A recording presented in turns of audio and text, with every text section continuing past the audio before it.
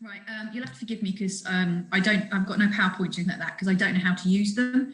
I know the last year everyone's been using Zoom. Unfortunately, I haven't because obviously my job doesn't require me to have chats with people at all, or even sort of run an office sort of thing. So about injury prevention from running the London Marathon. I mean, I know Ian's ran the London Marathon before. Sarah and Vincent, have you guys run it before sort of thing, or are you runners? I haven't run it before, no. You haven't run it before? No. Have you run a marathon or anything like that before at all, or are you a runner? No, I've a little bit. I was supposed to do it last year, but then I got injured, so I had to postpone it. But then it was cancelled anyway. So I'm hoping to do it this year. But I'm still injured, unfortunately. Okay. Plantar fasciitis thing. So but anyway, I'm still dealing with that. But did I speak to you? Yes, That makes sense now. You gave me some good advice. That's right, and you went to the running school and got checked out by Nick, I think, isn't it? Yeah, exactly. Wow, isn't it? Yeah, I've been to several other people as well and done several different things. But I think my option is I'm going to go back to the running school and see how that works. Yeah, they're very good there. They're very, very good sort of thing. Yeah, when they're back open again running. So. Yeah, I know. It's like me when I open again. Yeah. So Sarah, are you a runner at all? Yeah, I've done a few half marathons. I've run regularly, but this is my first proper marathon. So I did train for it last year, ready to go in April. But yeah, this is my first one. Exciting stuff. And Ian, I've run it before because I met you when I ran the London Marathon in 2018. 2018, that's it. Yeah, and then I met you at the talk the year after. Yes. Then we met at the Brighton Marathon again. Yeah, we were running that's right. The other way. Yeah. That's right. Yeah. Well, as Ian said, I ran the London Marathon for meningitis back in 2018. My brother died. I mean, I'm 43 now, so my brother died when I was about 3, so he was about 16 months old, whatever it was. So obviously back then it was relatively new, meningitis, but it didn't really hit me as a child. It wasn't until I then had my own children did meningitis actually kind of play a part in my life then, because suddenly I was the parent. I'd got these children. I ended up having postnatal depression. I was worried that I had to get my children past the age that my brother was when he died. Any temperature or anything like that, I was on it like a car bonnet, checking them. I'd sleep in their rooms if they got a temperature, just constantly checking them. So when I signed up to the London Marathon, my reason was, yes, we've got lots of money going into the research, which is fantastic. But it was more about the help that the charity gives to people that have either died from meningitis or that have been injured or not injured, sort of not disfigured either, but you know, I wanted to help people that way. I wanted the money to go to help towards sort of like the mental side of things, which was really important to me. So that's why I ended up running the London Marathon from the siblings' point of view, really, to sort of, you know, put my bit in. And it did help. It helped, certainly gave me a focus with the mental health and depression with all the training, and also the whole atmosphere of doing the London Marathon itself, and just being a part of the greatest run in the world that everybody's desperate to do, and crossing that finish line and just being like, oh my God, that's it. I'm finally at peace with it all. And that's how it was. It was literally across the finish line, and it was like a weight had been lifted off. So I still do a lot for meningitis, and so do my children. My son's done various swims and stuff, and he always puts his money to work for his uncle Martin that he obviously never met.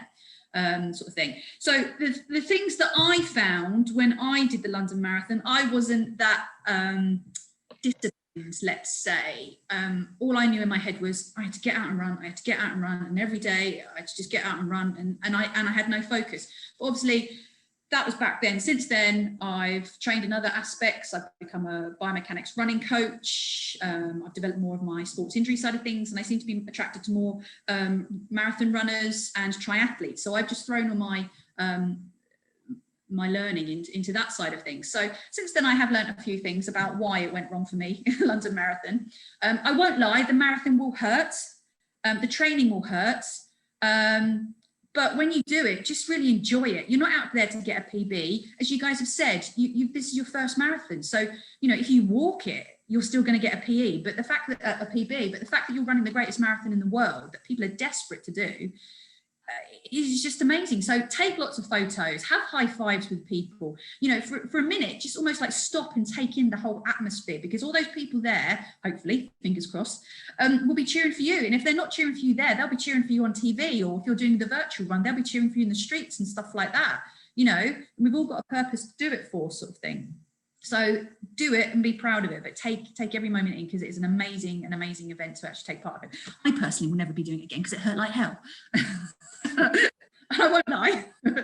Even the thought of running now still makes me wince, but no, I do still run. But what I found are the most important things, the runners that I see and people that are doing the marathon, and I've helped people go through the marathon and things like that, is there's usually like three main things that people tend to not get right when it comes to running the London Marathon. And that is the warm-up. People seem to disregard the warm-up altogether. They almost like think it's a little bit of a waste of time, or, you know, I'm running, I'm going to get warm, sort of thing. The next one is like overtraining, knowing the signs and symptoms of overtraining. Because like, as I said, I went out and I knew that I had to run every day, and I knew that I had to do this, and I knew that I had to do a long run, and I knew that I had to have a day off before the long run, etc. And that was inexperience, which is the third thing. It's inexperience. People don't know what to do. People don't know what to do for strength training. People don't know what to do, you know, to get away from injuries and things like that, sort of thing. So with regards to the warm-up, a lot of it can sometimes be down to not knowing what to do, because you think running, it's a natural thing to do. But you've got to remember that running is actually a one-legged sport, because you will always have one foot on the floor. So it's really important that before you go out for your run is to do some single leg warm-ups. Now, I'm not talking about like, you know, standing on one leg and balancing, because that is very good, but in a sort of further down the line way of things for sorting out hip mobilities and further injuries and stuff. But things like fast feet. Now, Vincent, you might have done a bit of fast feet with the running school, because it fires up your nervous system. Now, the nervous system is obviously the bit that powers the muscles. So it's like the electronics to power the engine. Well, if the electronics aren't firing fast enough to the engine's not going to run over efficiently and run over quick enough. So a lot of it is about waking up the brain as well and getting yourself ready for exercise, because you've got to get yourself warm enough. So you've got to get your heart rate to come up a little bit higher. And by doing a gradual warm up, it means that your heart rate will come up slower than it would do if it was just to jump up if you went out for a run straight away. And with that, you can cause lots of problems in the future. You want to get your muscles warm gradually, although it could be a cold day, you still want to get them warmed up. And by warming them up slowly again, getting them prepared for exercise, you're preventing the muscles like from contracting and restricting, because muscles are a bit like stroppy children. If they're told to do something and they don't want to do it, they'll almost like clam up. So if you gradually tease the muscle by dynamic moving the muscle out and preparing it for exercise, you're less likely chance to get injury. Also, the other thing a lot of people tend to do is the static stretches. They tend to do static stretches before a race. Static stretching before a race or before for a warm-up has absolutely no effect at all for helping you to warm up. What you want to do is dynamic warming up, which is simple things like hopping, jumping, fast feet, forwards and backwards of the feet, get your brain firing up, working on your left and rights, because we're bilateral when we run. So we need to get the left and the right side of brain to run, to warm up. Because you see a lot of runners, and I tend to look at a lot of runners when they're running out there, and you'll see that, you know, a lot of movement will come from like one side of the body.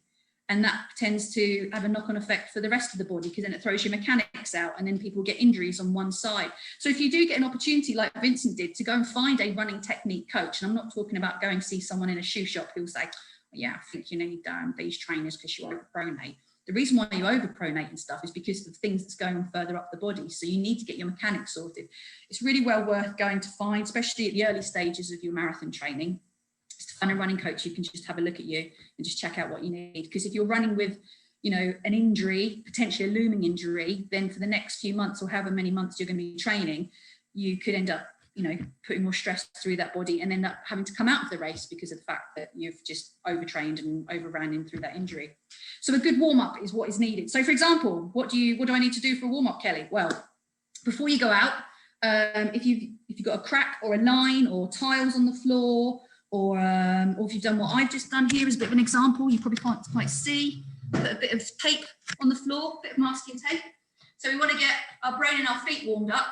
So very simple, all for 20 seconds. Over, over, back, back, over, over, back, back. Nice and light. You want to speed it up because it's going to get your heart rate up. What it's doing is I'm stimulating the soles of my feet, because what I do when I go running, my feet are going to be making contact with the ground all the time. So by stimulating the soles of the feet, which a lot of people tend to forget about doing, is going to have a knock-on effect. It's going to send a signal to the rest of my body further up the chain that we're going to get prepared for exercise. So you've got very simply forwards, 20 seconds leading with the left foot, then try leading with the opposite foot, 20 seconds with the right foot. You'll find you have one side that's cleverer than the other, that can do it. Other sides you might be messing up like that. So you want to work on it, because it means that there's almost like a delayed message going from the bottom of the feet to the head. And if that happens, say if I